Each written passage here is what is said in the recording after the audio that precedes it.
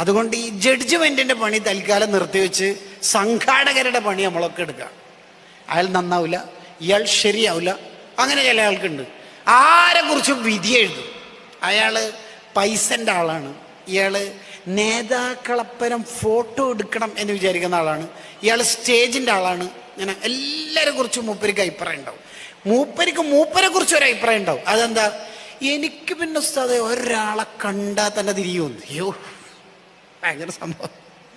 ഇതെന്തുകൊണ്ടാണ് ഈ പ്രശ്നം വരുന്നത് എന്ന് തത്ഹീറുൽ ജിസ്മി വൽ ഫുആദ് മിൻ സൂഇൽ അന്നി ബി അഹദിൻ മിനൽ ഇബാദ് എന്ന ഗ്രന്ഥത്തിൽ ഇമാം ഷഅറാനി തങ്ങൾ പറയുന്നുണ്ട്. അതെന്താ കാരണം എന്നറിയോ? ഇയാൾ ഹലാലല്ലാത്ത ഫുഡ് കഴിക്കുന്നുണ്ടാവും.